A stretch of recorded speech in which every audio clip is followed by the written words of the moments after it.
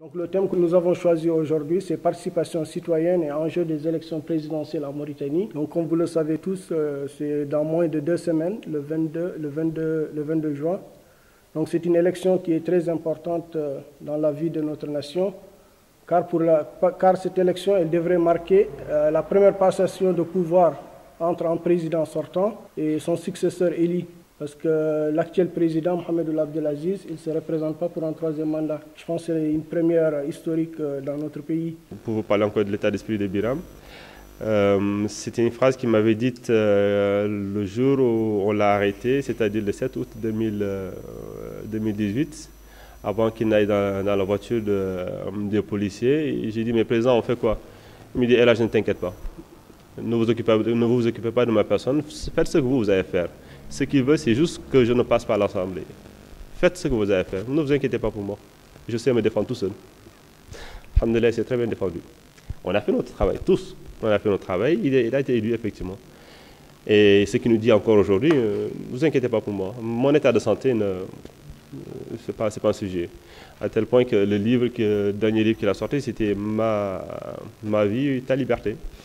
Il a dit qu'il est prêt à sacrifier sa vie, effectivement, pour la liberté des Mauritaniens. Et je pense qu'on peut tous attester, 10 ans encore aujourd'hui, presque 11 ans maintenant, c'est toujours la même attitude.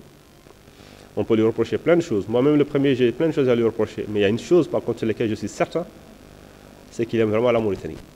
Il a fait ce qu'il avait à faire, il s'est sacrifié. Maintenant, les élections vont arriver, c'est à nous de faire ce que nous avons à faire. Nous devons voter pour lui et nous devons inviter les gens à voter pour lui. Ce n'est pas un candidat pour un poste, c'est un candidat qui à plusieurs reprises nous a montré, qui s'est montré et que les jeunes, nous tous on sait que ce n'est pas quelque chose qu'il en a appris, qu'il en a lu, c'est de son vécu. En rappelant que c'est quelqu'un qu'au niveau de probabilité, ça serait peu probable qu'un Aratin, descendant d'esclaves, il aurait pu arriver où il en est arrivé. Il était en prison.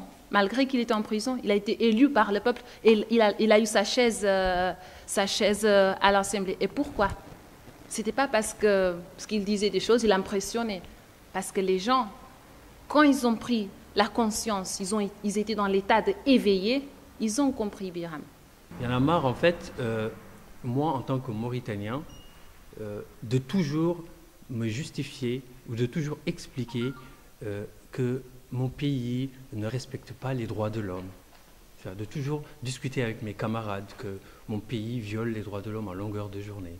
J'en ai marre de me justifier que mon pays, ou d'expliquer que mon pays, voilà, il y a de l'esclavage chez moi. Ok, j'en ai marre en fait.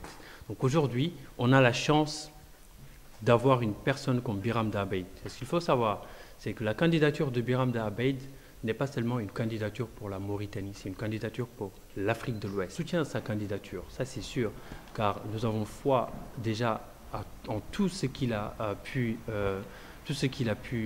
montrer, démontrer à plusieurs reprises son hostilité, son opposition face à ce système. Par rapport aux élections mauritaniennes, je vais participer activement pour Biram.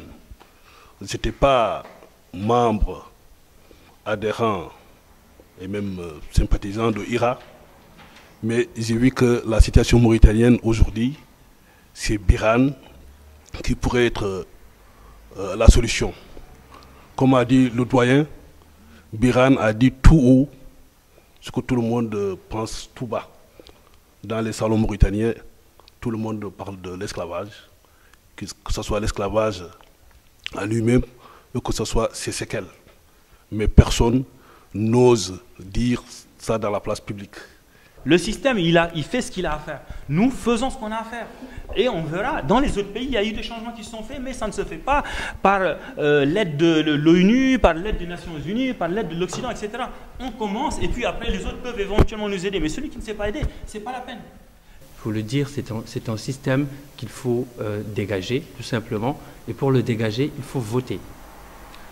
On a fait ce travail effectivement au niveau de Bordeaux. Nous, ce que nous pouvons apporter en étant ici, donc, nous savons aussi souvent qu'en période électorale, le pouvoir en place achète les consciences par la distribution des billets d'argent, des sacs de riz, de l'huile. Et nous, en étant ici, donc, la première contribution que nous pouvons apporter, c'est la communication, la sensibilisation, l'organisation de ces genres de rencontres qui seront vulgarisées sur les réseaux sociaux, sur les groupes WhatsApp. Ça, c'est la première contribution. Donc la deuxième contribution que nous pouvons apporter en étant ici, c'est d'aider à la levée de fonds, mobiliser les fonds. Je connais bien notre situation ici, on n'est pas très riche, mais nous avons un niveau de vie qui est largement supérieur d'un niveau de vie d'un Mauritanien qui souffre sur tous les plans. À notre niveau, on ne sait pas si on a fait ce qu'il fallait faire, mais en tout cas, on a fait de notre mieux pour pouvoir mobiliser le maximum de personnes autour de cette question qui est bien sûr la participation citoyenne. Car participer déjà à l'exercice de la démocratie, c'est aussi voter, quoi. Parce qu'on ne peut pas se permettre de critiquer, on ne peut pas se permettre de dire que voilà, ça ne va pas, le pays va mal, etc. Alors qu'on ne participe même pas. Il y a un droit qui est fondamental, c'est le droit de vote. Biram paye de sa personne. Biram réussit des choses, Biram dit des choses, mais aidons-le. Biram seul ne peut pas changer les choses. Biram seul n'est pas parfait. Biram ne peut pas être spécialiste de tout. Mais Biram a une vision. Biram et son mouvement, c'est la naissance en fait d'une nation. Et qui dit nation va parler de citoyens. Citoyens avec des droits et des devoirs. Et une fois que cette nation est constituée, elle-même et ses citoyens défendront leurs droits et s'acquitteront de leurs devoirs. Voilà pourquoi ce mouvement et son leadership, il faut l'accompagner, il faut le soutenir, il faut sensibiliser au maximum. Et c'est ça, en effet, qui va être notre victoire. Parce que nous savons que depuis plus de 41 ans, depuis 1978, ce sont un groupe militaro-civil qui dirige ce pays. Dans ces 41 ans, on a à peu près, je pense, 6 ou 7 présidents militaires qui se sont succédés et qui sont pratiquement des amis. Si on prend exemple de 84 à aujourd'hui, tous ceux qui ont dirigé la Mauritanie, c'est des gens qui travaillaient tous ensemble.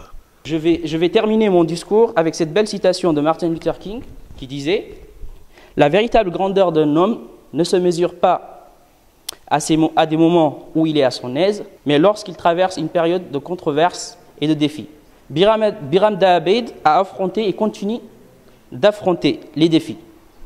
Faisons comme lui, affrontons les défis et votons pour lui. Vive la justice, vive l'unité, vive la Mauritanie.